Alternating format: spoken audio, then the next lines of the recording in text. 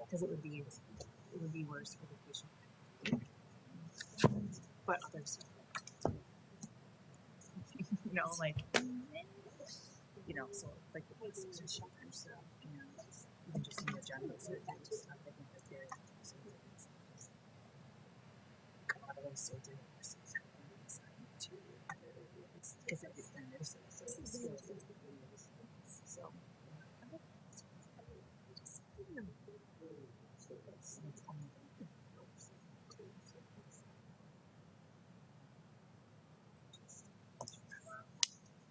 We'll call the meeting to order. Please stand for the Pledge of Allegiance.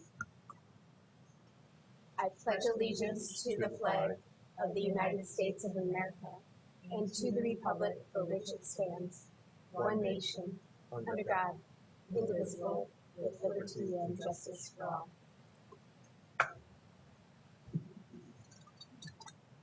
Do I have a motion of approval of the minutes of the meeting held March 9th, 2020? So moved. Second. I have a motion and a second. All those in favor signify by saying aye. Aye. Opposed, same sign. Motion carries. No one signed up, Deb? No one wishing to address the board this evening. Do I have a motion for approval of the agenda? So moved. Second. I'm going to make a motion now that we have that open for discussion to add an agenda item 8. I think it's going to be 8I under the consent agenda to authorize gratuitous transfer of property. Southeast Tech has been going through their items and they have some surgical gowns, masks, gloves, et cetera, that they would like to be able to donate to Avera Health and Sanford Health. So I'm going to make 2 agenda item additions. The first will be authorizing Southeast Tech Institute to transfer personal protective equipment, surgical gowns, masks, gloves, et cetera, to nonprofit corporation Avera Health. Do I have a second? Second.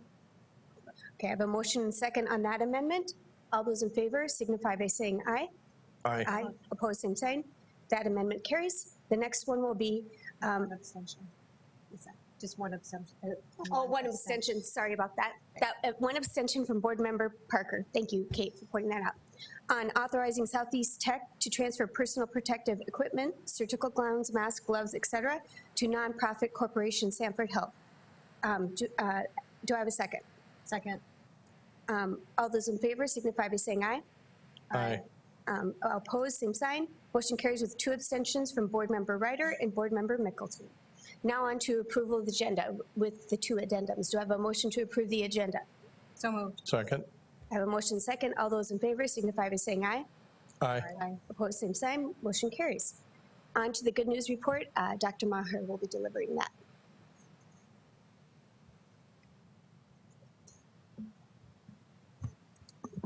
Well, I didn't think I wouldn't be on that side of the table until July. Here we are. And as you well know, this last week is a week that none of us will soon forget. In a matter of days, our schools have gone from welcoming places of learning where students can access healthy meals, receive medical treatment, receive support for their social and emotional needs, and so much more. We've transformed our buildings into empty shells of their intended purpose. Doors are locked, classrooms are empty, and playgrounds are quiet. But still, the learning goes on. Although incredibly disrupted, the learning must continue. I'm humbled, and the community of Sioux Falls should be proud of the work done in the past week by the 3,400 Sioux Falls School District staff members, from custodians who have ramped up their already intense cleaning to child nutrition who are scrambling to serve meals in a different manner than what they had anticipated. And by the way, we served over another 1,200 today, to the many other school district employees who have just been adjusting to their new reality. We're all just learning how to handle this issue, and we'll continue to learn and to adjust and get better together.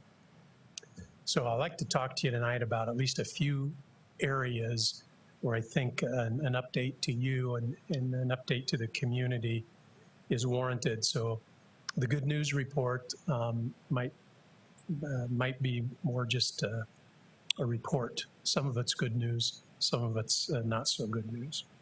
But let's start talking about lunches. And in no particular order, I'll talk about a number of things we're doing. But the process we are using to feed students began by approximating the way that we have fed our most food insecure students in the summers. And we've done that for quite some time now. The good news is we have a method to build on. Feeding kids during non-school hours or non-school days is not new to us. We've been concerned about food insecurity in our community for quite some time. That concept did not arrive with the coronavirus scare. We're glad that others are recognizing the issue during this crisis. But quite frankly, we've been worried about this issue long before the health crisis came our way. And as you know, this issue won't go away when we get the virus under control. The work of eradicating hunger will still be here for us, and I suspect that we have some community partners who will continue their work with us and be in it for the long haul after most of us move on to another topic. However, our reach to our students will grow this week. The increased and expanded reach includes food, school resources, and technology. You know, things kids need. It was determined last Friday that we will implement the use of school buses to help supply resources throughout our district. Those resources will include food, technology, and school supplies, things kids need. We'll continue distribution at the 6 sites that we've always used, and we'll expand that distribution to a total of 12 sites where distribution will be supervised by principals at the building level. In some cases, there is delivery from the school to a neighborhood or to an area of great need in the neighborhood. For example, an apartment complex in a couple of instances. Our focus is on the students with the greatest food insecurity. We'll assess this method for delivery of food, technology, and school supplies, and we'll adapt once we get feedback on the system. We'll be better next week than we are this week, and I would contend that we're going to be significantly better this week than we were last week. As mentioned, we'll be delivering things that kids need. So what about instruction? Well, first of all, I want to applaud our teachers for their quick and decisive actions to move their lessons online. We talked for a while about the coronavirus, and we were sure it was going to hit, and gosh, when do you think it'll get here? And boom, before we knew it, it was here. If we just would have had a little more PD, a little more time, a little more, well, we didn't. And so here we are. I'm proud to tell you we have some teachers who are shining in this environment, couldn't wait for an opportunity to use the skills that they have. We have others who are getting along just fine, and we have some who are kicking and screaming into our new reality. But the fact of the matter is remote learning begins tomorrow in our school system. Remote learning is an intentional phrase that we've developed or stolen, quite possibly, as we cannot deliver e-learning to all households. Not all households have the opportunity to receive online learning. So we are calling this remote learning because we will all be teaching and learning remotely. We will accommodate all learning opportunities, technologically driven or otherwise. As you know, to do totally technological learning, we not only need devices, but we need connectivity. And we have households that either are missing one or both of those options for e-learning. So remote learning is what we'll do. As I suspect you know, teachers contacted students today. I'm not going to ask you if that happened in your households publicly, but I'll ask you later. Remote learning will never be a replacement, or at least is not a replacement today, for what goes on in our classrooms. I don't believe it's the same thing, but it's a good option. And today, it's our best option. We know that learning opportunities for all will be made along the way. And we also know that our staff is being asked to provide grace to students and families, as we also ask in turn grace from our students and families and return that to our teachers. We're all learning as we go. What we're learning may not be easily assessed. As much of what we'll learn, as much of what we will be learning is how to be resilient, how to adapt, how to adjust, and how to flex into a new reality. In many ways, it's learning like toddlers learn. I thought of that as I saw a Snapchat from my 9-month-old grandson. He's learning by experience. He's learning by trial and error. And I would contend all of us are in that same mode of learning today. I think it's fascinating, albeit very, very scary. Curriculum will be shared beginning at 8:30 a.m. tomorrow, Tuesday. This community should be proud of the collective effort. We've received information from Midco and SDN Communications, who are partnering with us to provide a no-cost internet and free Wi-Fi to help students accomplish their learning. We'll do our best to make sure that our students have that in their homes. So, as we navigate our new world, where are we getting our advice? You'll be happy to know it's not just me sitting in my office making things up. Carly, you didn't have to be so happy that that was not the case. We have multiple sources for the information we're receiving. And I would tell you from a health perspective, our point person is Molly Satter. Some of you who don't know Molly well might think that's a good thing. And those of you who know Molly well would confirm that it's a great thing. Our point person is Molly Satter. She's our district coordinator of health services. Nobody in our district has been more helpful, more influential, more calm, or more valuable than Molly Satter over at least the last 2 weeks, maybe forever, but for sure over the last 2 weeks. Molly has great connections with state and local resources, and we've tapped into each of those resources. The city of Sioux Falls has been tremendous. I've had several personal conversations with our mayor and have nothing but admiration for his leadership in this unprecedented time. Many departments in City Hall have been so very helpful to the number of people in our school district with whom they have the closest contact. I'm proud to be a citizen of Sioux Falls as I'm provided a glimpse of what is happening behind the scenes. Between the city, the state, and our local healthcare providers, I feel as though we get to make really well-informed decisions. The decisions that are made with the most updated information available to us. Also, I would tell you that we're community partners. As of this morning, Susan B. Anthony Elementary is up and running as a site for children of patient-facing healthcare workers and emergency responders. This is a collaborative effort between the hospitals, other child care providers, and the Sioux Falls School District. This community can be proud. This was a conversation that began last Wednesday, and Friday morning, I was telling Marie Rickert, principal at Susan B. Anthony, congratulations, you've been selected. And between Friday morning and this morning, Susan B. Anthony was up and ready to go for who knew how many kids would be there. As it turns out, only 2 kids were there today, but 23 have been signed up. We can take on 120 at Susan B. Anthony. We're also at the very beginning of this issue in our community, and I suspect the need for that service will continue to grow. I will tell you also that for 5 years, I've been proud of the effort our staff has given. I can also tell you that never in those 5 years has my pride risen to the level that it is today.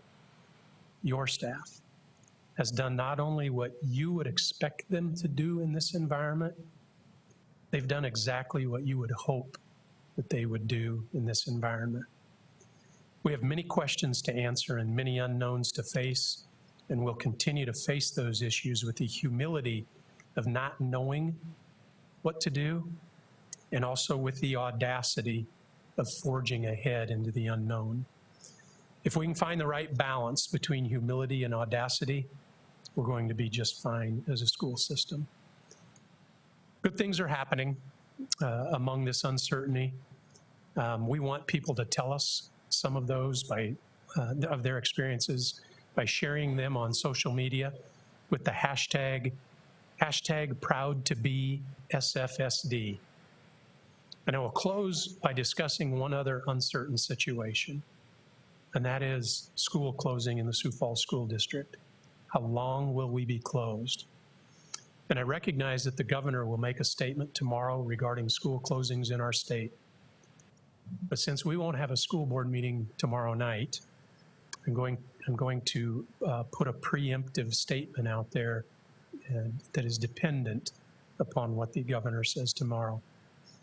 I want to let you know that the Sioux Falls School District will be closed for students through Tuesday, April 14th. That is the Tuesday after Easter. In that scenario, we know that students can plan at least for the next 3 weeks. If the governor makes an announcement tomorrow that is longer than April 14th, we will not only respect her decision, we'll honor that decision. But to be clear, the Sioux Falls School District will be closed until at least April 14th. As we encounter more challenges, we will adjust, and I suspect we'll have much more to be proud of in the coming weeks. I also suspect we'll make many more mistakes in the coming weeks as we all continue to learn, to persevere, to adapt, and to adjust. This was a very general overview of what's going on in the district. I'll stand by for any questions that you might have. Thank you for addressing these concerns. I think it's prudent, the date we chose right now, to give the teachers and families time for more planning. I just want to, all the kudos you've already given to the staff, I just would like to reiterate, I just have been so thankful to everyone at the school district for all of you adapting and changing and being able to address our needs in our community, not just our students, but needs, and, you know, mostly speaking about lunches and breakfasts we have been providing, and making partnerships in our community to do this, and using our resources that we have in a new and different way. It's made me very proud to be a team member of the Sioux Falls School District. As reminding someone, this is going to be a marathon, it's not a sprint. I mean, the governor, and we've all read, you know, middle May could possibly be our peak. So it's just reminding our students and families, please follow the guidelines, and please don't think this is time for friends to get together and go play basketball or whatever. We need to be following this so that hopefully when summer comes, we can be past this peak of this COVID-19. The grace and relationships, I'm right there with you. We need to give many people grace here, in that what we're seeing now is new and we're all learning, but we're all going to adapt. If there's a better way to do it, we'll adapt. So please don't be judging if we need to make changes. We will adapt to those to make it better for the students and for the staff at the school district. And we know the students miss these relationships with the teachers, and we're going to try to find ways. I'm a mentor in the school district, and I've already started emailing the teacher, because you can't have their private information, so that she can communicate to my mentor that I'm thinking of her, and, you know, sending ideas. So if you are a mentor in the district, that's another way you can reach out to your mentee, is to email the teacher. Just let them know you're thinking of them, and you're going to be there when this is all over, so that they can have that stability. And I know the teachers in the district are doing that with their students. So thank you. Dr. Maher, I know the staff has been incredible, but I think that's a reflection upon your leadership and your steadfast way to get us through this. So I really appreciate watching you go through this, and impressed with, as I have said before, this is when he's at its best, and you truly are. And I think your support behind you is incredible. So thank you. Thank you. There were no new conflicts of interest presented. Do I have a motion to approve the consent agenda items 8A through I amended? So moved. Second. A motion second. All those in favor signify by saying aye. Aye. Aye. Opposed, same sign. Motion carries. On to supplemental consent, agenda 9A, claims to Sanford Health. Do I have a motion? So So, moved. second. I have a motion second. All those in favor signify by saying aye. Aye. Opposed, same sign. Motion carries with 2 abstentions, Board Member Ryder and Board Member Mickelson. 9B, claims to Avera Healthcare. So moved. Second. I have a motion second. All those in favor signify by saying aye. Aye. Opposed, aye. Aye. Opposed, same sign. Motion carries with Board Member Parker's abstention. On to reports to the superintendent. Special education transition to adulthood. Deb.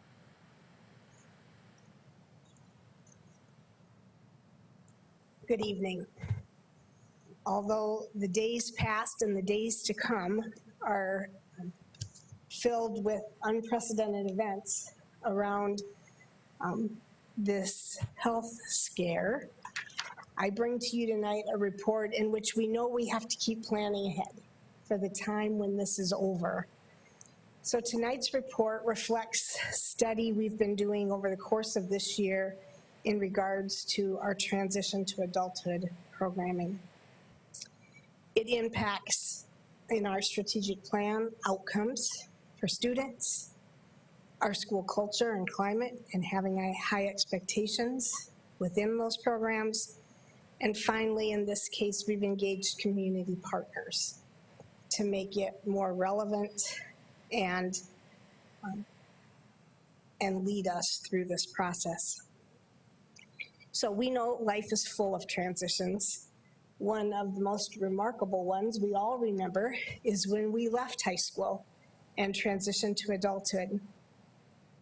So it is for young people with disabilities. The law that guides special education, the Individuals with Disabilities Education Act, requires that we start talking about that process early through the IEP team. IEPs very deliberately lay out post-secondary measurable goals that focus on the student's interest in employment, education, and independent living skills. Those goals become the basis of each child's individualized course of study, which outlines how we plan those courses to support those goals of the individual. And finally, there'll be a coordinated set of activities that are results-oriented and lead us toward the individual achieving those goals. Parents are involved with the IEP team each step of the way. Occasionally, about an average of 65 per year, students have not completed the required coursework, or the IEP team had to modify coursework to accommodate the needs of their disability, or they have not substantially completed those post-secondary measurable goals. And that student may remain eligible for special education beyond high school and will need to be completed by July 1st of the year they turn 21. An average of 65 of those students each year we're responsible for, and how those programs look are designed individually based on their goals and needs. Some of those students may be taking courses in our high schools. Others may be taking a combination of courses with the CTE Academy. Many of you have visited the community campus, and some students' needs are being met there. And in some cases, we purchase that individualized program from another agency in our community. Over the course of this past year, we've spent time really studying our continuum and the outcomes that continuum's generating for students. We've challenged ourselves on how we can always improve outcomes for this group of individuals. We've looked at our data trends within our Sioux Falls School District population. We've researched different delivery models that are used in our region of the United States, and we've made site visits to other places. After that analysis, I bring you 3 ways we would recommend changes. We would expand the scope of instruction and modify the school day delivery at the community campus to invite, welcome, and address the needs of a wider and more diverse population of young people with disabilities. We would expand and continue to work to expand our partnerships within the community for sheltered work experiences for those youth. And we would develop a project search program that would be operated out of the Sioux Falls School District, but in a local business. The Department of Human Services Division of Voc Rehab is willing and excited to be our partner in making that delivery happen. Project Search is a well-researched model in our country to provide youth with disabilities an immersion into the workplace setting. Today, many of those youth have a half day in a work setting and a half day at the campus. In this model, you would be assigned to a work setting full days. In that year, you would complete 3 internships in different departments within the business setting, where you're really immersed as an employee of that site. So the Department of Human Services has committed to partner with the district on this journey, and they would provide financial support for any fees to become a licensed Project Search site. They would pay the stipends for students who are doing their internships, and they would provide an on-site job coach for those youth. The district would provide the teacher at the Project Search site. We've engaged in some preliminary discussions with business partners, and we'll move forward with those discussions to determine what one site that would be. It will be important that site is large enough to offer diverse internship experiences for those youth. In the FY21 budget, which we'll all continue working on, you'll see documentation within it that shows some cost shifting within the special education fund to cover the district's share of those costs, so it does not create additional costs as we move forward. So we strive to continually evaluate our outcomes for our youth and our pathways for students to improve those outcomes.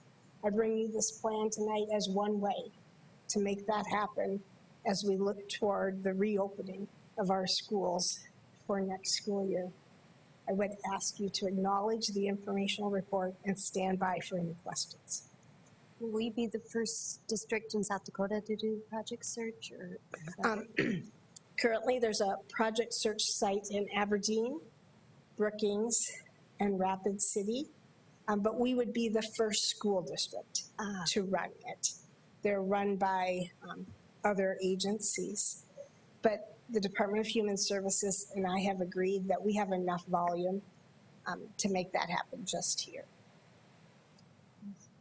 I think not unlike our students without disabilities, we've really shifted our focus to say, how can we get you more hands-on experience, and how can we help you to get into a work environment to kind of test out the waters and see if this is something that you would be interested in doing long term. And I think it's just as or even more important that we offer these same options to our students with disabilities. So I think this is a fantastic shift and very, very meaningful, both to the student as well as the community, who there's lots of businesses that are looking for employees, and many of these students, just because they have a disability doesn't mean that they don't have skills that would be very valuable in many of our businesses. So by getting them out there and giving them the confidence and having that coach, I think that we'll really see that pay off for both the student and the community as far as getting those workers in their positions that they maybe are having a hard time filling. So great work. I love the ideas, and I'm excited to see what we can do for maybe proving in South Dakota that this is a very good option to have a school district based Project Search in comparison to maybe an agency type of a thing, and how we can really serve that population. So great job. Thank you. Seeing no other questions, do I have a motion to acknowledge the special education transition to adulthood programming information report? So, second. I have a motion and a second. All those in favor signify by saying aye. Aye. Opposed, same sign. Motion carries. Thank you. Jeff?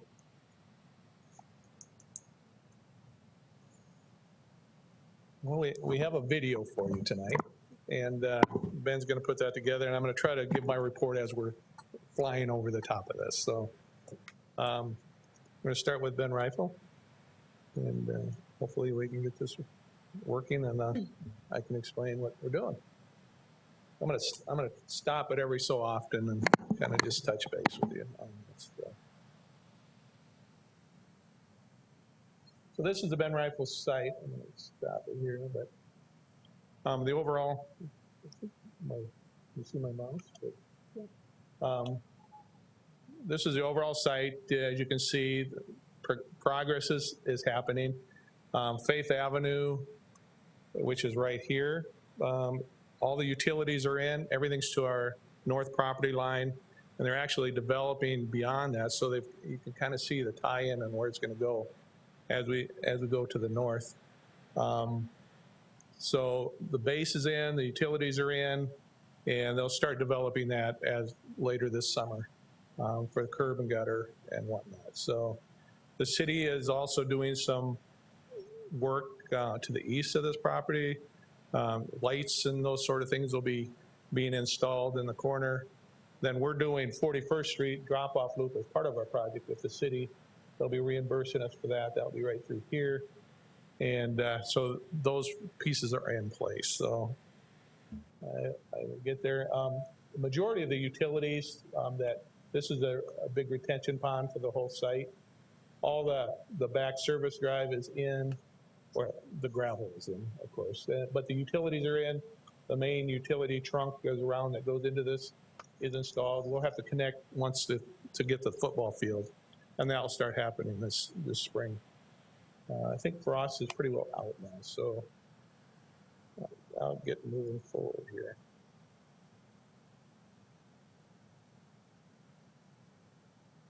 And I want to thank Ben for doing these. And what you're seeing here is the late February. So there's been a lot of progress since that, and I'll try to say what we've done since that time. As you can see, what's on the right over here, that's A1, this is A3, and A2 is right here. And then the music area is about here. And the commons sits right about here. And as you can see that A3, that the top portion right here, that's completely enclosed. All the floors are poured inside. All the mechanical and electrical are being installed. The roof is actually on. What you won't see here is, see where that enclosure is to this side here. They've installed the exterior brick so you can kind of see what some of the banding is. And that's done and that's been pulled off, and they're working a way around that at this time. A1, kind of spin around here, A1 right here. All the upper floor is poured now. They're just getting started with the masonry up above. You can see, make sure I cover everything. So they're working on the below, all the interior footings. They're putting those in, all the masonry, and they're pouring floors in there. All the underground plumbing is completed there. I would say by the end of this week, most of the floors will be poured. Then they'll start the interior masonry walls that are not load bearing. What you see here on A2 is the structure going up, and that will be the next thing. And that is pretty much, probably 3/4 deck now, and then they'll be pouring that floor as well. And then they'll be working underneath. Right now we're in a good position, so if the weather goes bad, there's places to go to and keep construction working. So that's what you try to get to. So it's moving along pretty well. Where you see that plastic there is the music area, and then goes into the food service area. Most of those bearing walls are complete, and they'll be setting precast. They brought in another crane here in the last couple of weeks. They'll be setting precast over that. That's going to be our storm shelter. So that will be where the storm shelter is. Then there's another one in A3 in that back corner. So there's 2 storm shelter locations. In area B, that's the music. Let's stop this here.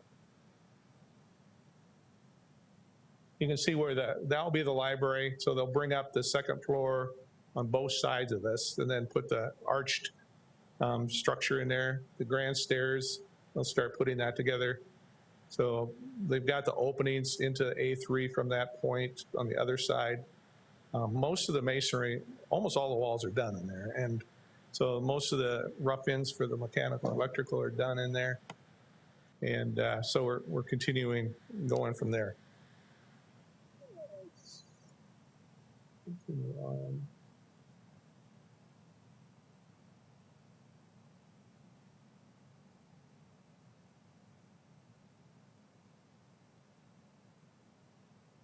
So most of this area that you're seeing right now has bar joists on it and deck is being installed.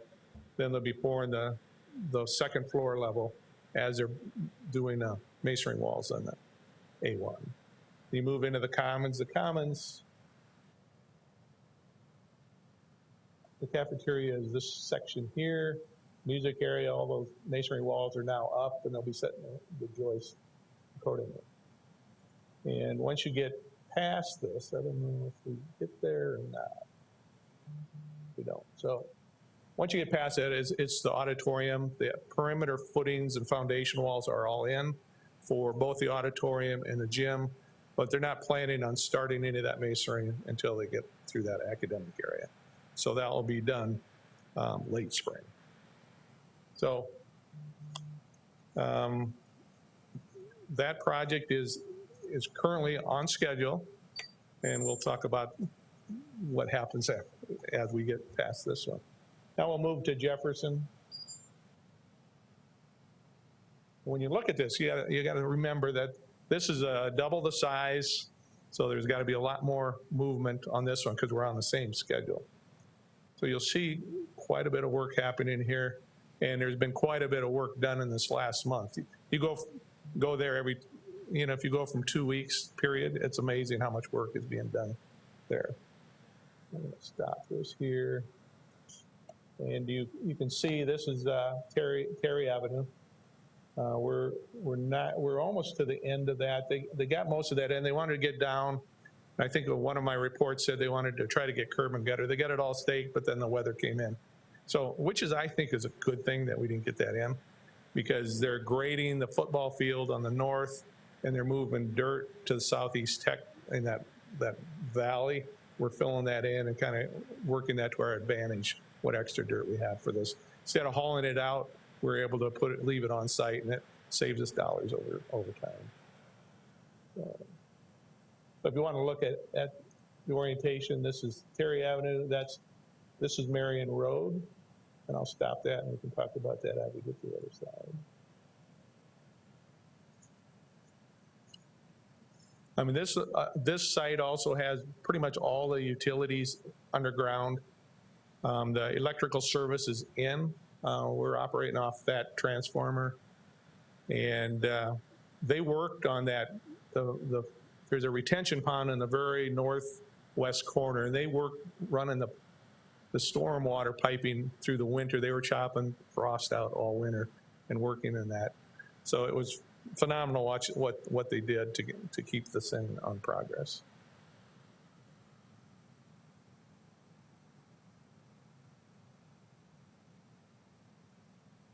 As you can see, that's a loop road. The football fields and practice fields are yeah, it's kind of out of your realm, but you can kind of see. Let me stop this here.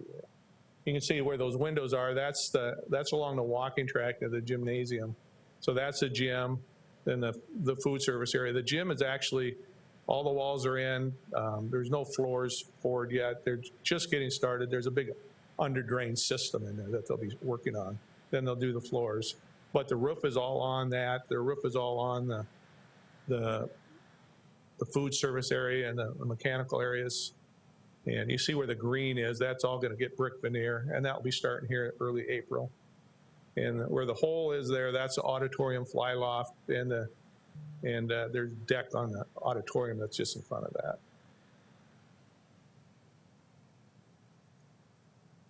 We'll swing around here.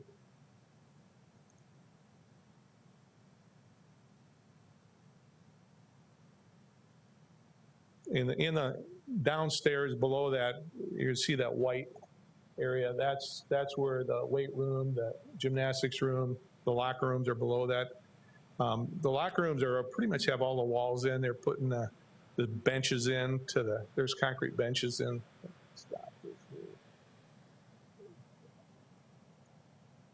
Where the concrete benches where the lockers will sit on top. It's a different, instead of having these wood benches in front, you sit right in front of the lockers and can get dressed. So you can see the kitchen, auditorium, gym, then the academic wings. Now, F is pretty well all enclosed now. And they're starting, G is, the structure almost is up now, and they're just starting on J as of today. So a lot of progress being made. Where you see that, where that crane is just outside the admin area. That's the admin area there. Most of the steel structure is on that. And you don't see that because it's not here at this time, but the steel roof structure, not the deck, but the bar joist and structure is installed. And then even in the commons area, which is between the auditorium and gym, that bar joists are installed as well. So, making a lot of good progress here. Area E will be the first academic house that will be done. That's actually roofed now. They're going to start in April to start doing the brickwork around there. So you can kind of see the footprints of the houses. All the foundation work is done around the perimeter and the interior. And if you, as you can see the corridor there, most of the block work now is to the end of the building, and they're starting to work around to the back. So they're really starting to tie this one together pretty well.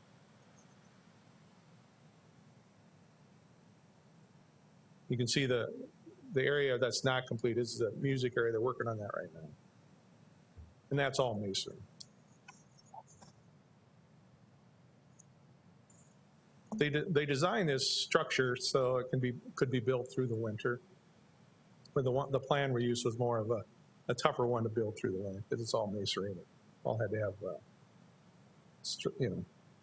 temporary shelters to build inside.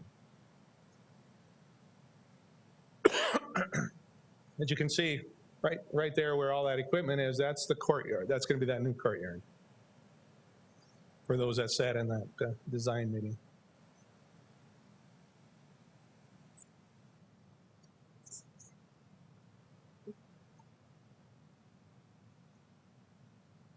We'll start walking through this and give you some inside shots in the future. So Awesome. that's when you really start feeling it. Up on that second level, looking down the courtyard into that learning stairs, it's going to be really a nice view and great feel for how it's developing.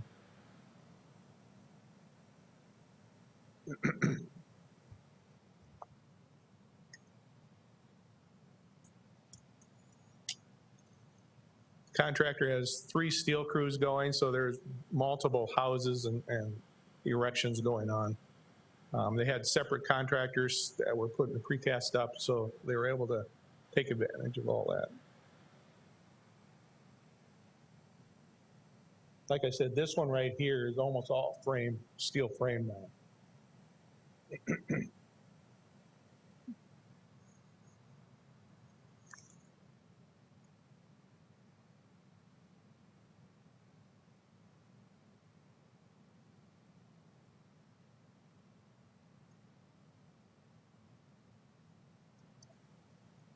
This one you're looking at from the main entrance.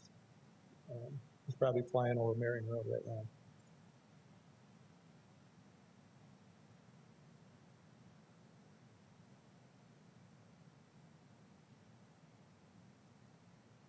So Marion Road is right at the bottom of the screen, and the city has bid that project. The bids came in real well, so they plan on starting that this spring.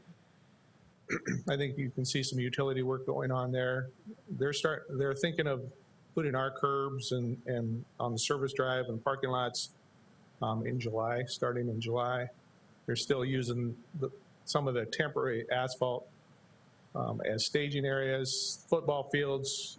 Our goal is to get it all seeded. You know, the field turf may not be in until next year, but we want all the grass around the whole building seeded and everything done by this fall to hit the seeding mark, so we get some growth for the start of the school year. So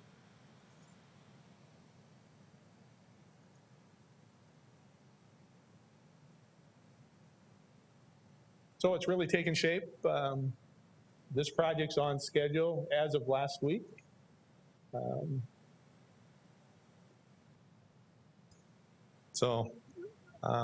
We're monitoring what's going on in the world. There's a little bit, we know ceramic tile, we're looking at options that are available in this country, because what we had selected are from Italy. And so right now, that's the only one of last week that the contractor knew there was an issue with. That's changing on a daily basis, so we'll have to keep monitoring and look at what impact that is. But as of last week, they reached out to their suppliers and everything was looking okay. Yeah, so we're hopeful. So with that, I'll just kind of go through what the future is going to bring as far as what we're going to be doing. Besides getting that and working through all the furnishings and colors and those sort of things. We've developed some furniture equipment for both schools, Ben Rifle and Jefferson, and met with all the curriculum people, and they're supposed to be putting some of that together. Then we'll see how that goes. The coordinators are hopefully meeting with the department heads and putting those things together. We interviewed 4 furnishing companies. Missy brought those together, and we're going to set up some samples in classrooms. A couple of them are in. 3 of them we're going to put up demo in Washington High School so we could see what the input is. I don't know if I don't think we have all of them in, so we may, depending on what the school brings, what kind of input we're going to have. And we wanted to see what works and what doesn't, what they suggest. So we're trying to work through that on both schools. So with that, we're going to hopefully put all that furniture stuff together through the summer and be ready to bid some of that in the fall and see what, because we're going to need to do that to get it on installed and delivered on time. So with that, I'm here to answer any questions. Just look for the acknowledgement of the project status report. And next month, we've awarded all 3 of the CIP projects, so I'll give you an update on where we're at budget-wise with that. And I'm also planning on bringing you some of the owner suggestions on the floor covering at Jefferson High School, that we want to put some tile in and change some tile to carpet and some ceramic where we have concrete. So we'll have that, and then we'll kind of give you an idea of the owner's contingency, that's what that is, and what those changes will be, and then what the contractor's contingency and where we're at now. I mean, I think we're in great shape yet, so don't get me wrong, don't feel nervous, but I think we're still in great shape, and things are going well. So with that, I'll answer any questions you might have. I don't have a question, just an observation. And Dr. Maher referred to our schools without our teachers and our faculty and our students as empty shells. And that is by and large true, for the exception of 2, and that's Ben Rifle and Jefferson. And really what a impactful, wonderful reminder that it's truly the individuals that shape our school district, and appreciate the work of the contractors to continue to move forward so our schools are ready for our kids in the long term. And Dr. Maher, for your report and the importance of individuals and what they bring to the buildings. Thank you. Thank you. Thanks to Jeff and to Ben. It's really fun. I don't get out to Jefferson very often, and obviously if I went out there, I wouldn't get the great views that we were able to get today with drone footage. So it's fun to be able to, from the warmth of your own home, be able to check them out and see. So I hope that the public will take a look at these videos and get excited about the schools that we have coming online and what that additional space will have to offer. And I'm sure we'll get more videos like that as we go along, but much appreciated. Thank you. Okay, thank you. Thank you. Yeah, I think especially with Jefferson and the changes of people's boundaries, these drone footage help bring more excitement of what that potential building will look like Yeah. for those families. So thank you. It's pretty neat, the technology we have today. Yeah. So Very cool. look forward to getting you some inside stuff. So, I mean, things are starting to, you know, in that one academic E wing, as you got block walls going up and you're starting to see the form and what it's going to look like. So what the classrooms are. So it's pretty neat stuff. Do you have a motion to acknowledge the project status report for the district's capital improvement project? So moved. Second? Motion and second. All those in favor signify by saying aye. Aye. Thank you. Sign. Thank you, Jeff. Under 2020 legislative wrap-up.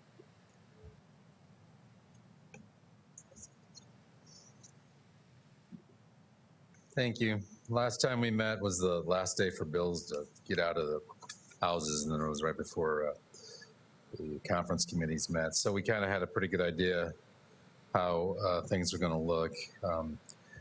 We tracked 59 bills. 12 of those are considered key. Of those, we supported 1 and opposed 11. The 11 we opposed failed. The one we supported was the governor's compromise bill, Senate Bill 170, on capital outlay. That passed. The other thing, of course, we watch is the budget and what's going on with state aid. House Bill 1043 had passed when we met, and or had not when we met, but after we met, it had passed, and it gave schools a 2% increase. And 1042 is the bill that did the allocations for SPED, which kind of netted out at a 2% increase for us as well. Those bills both passed. Things looked kind of good. Things have changed in the last week and a half or so. There were rumors that when the legislature comes back on veto day, which is next Monday, March 30th, that those might go back to 0%. So the appropriation bill hasn't been signed by the governor, neither of those two bills. So we'll have to watch that. So things looked pretty good a couple of weeks ago, and now as far as the funding goes, we're up in the air. So we'll stand by and wait to see how that goes. So on that good news, I just asked you to acknowledge the report on the 2020 legislation as presented. I'd stand by for what? Move to acknowledge. Do you have a second? Motion a movement to acknowledge as well as a second. All those in favor signify by saying aye. Aye. Aye. Opposed, same sign. Motion carries. Thank you. Now on to revised authorization for superintendent of schools to suspend and or reinstate the illness documentation for policy JH/JH-R, student absences and excuses.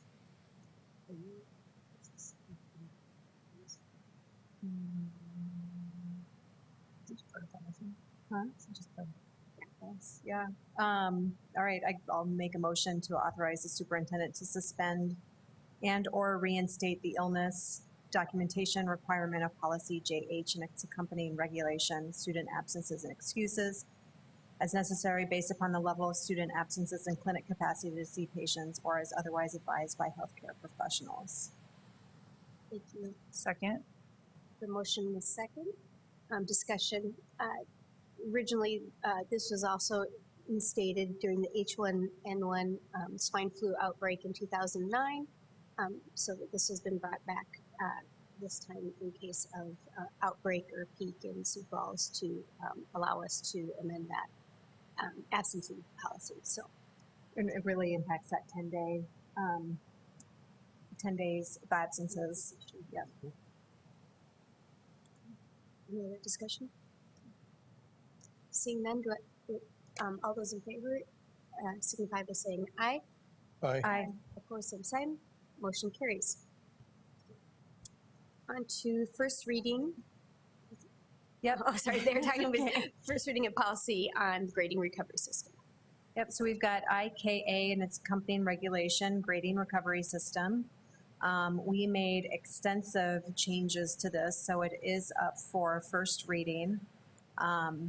So definitely recommend people go out there and read up on all the changes. The biggest, most significant change is that we are moving to what's better known as a 10-point scale. So 90 to 100 is an A, et cetera. 80 to 89 is a B.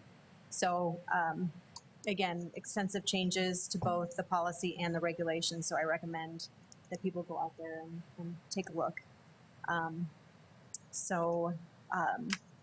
I would move to acknowledge the first reading of IKA and its accompanying regulation with the understanding that it will return for a second reading on April 27th, 2020.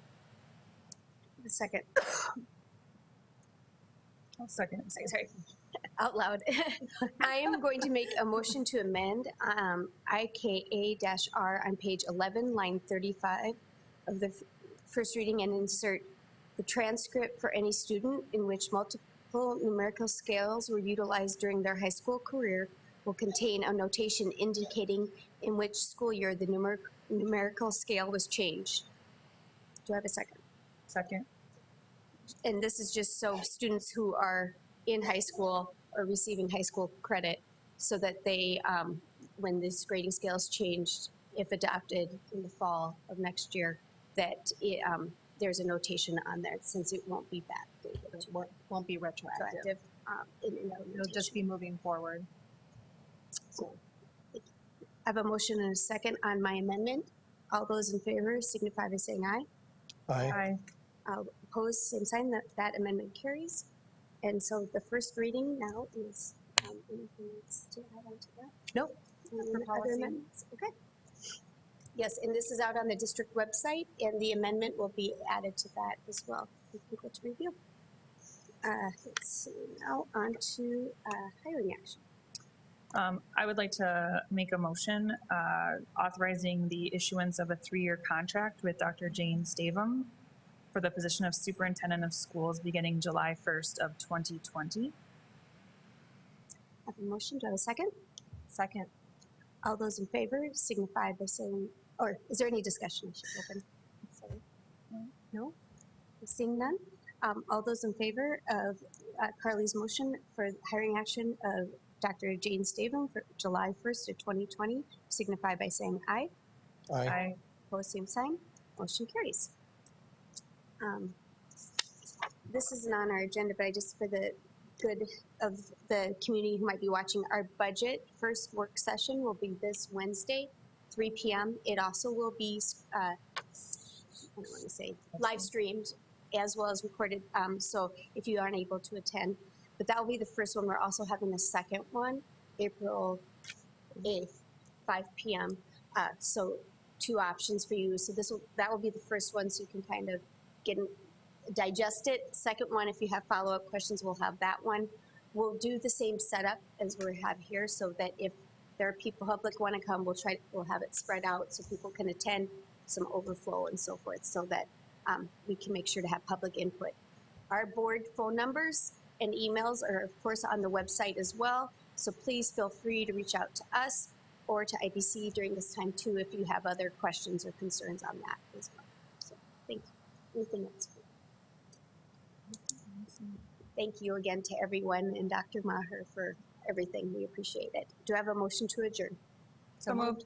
Second. I have a motion and a second. All those in favor signify by saying aye. Aye. Opposed, same sign. We are adjourned. I'll check to make sure if there's anything you guys need to sign here. I don't know. I know. It was bad.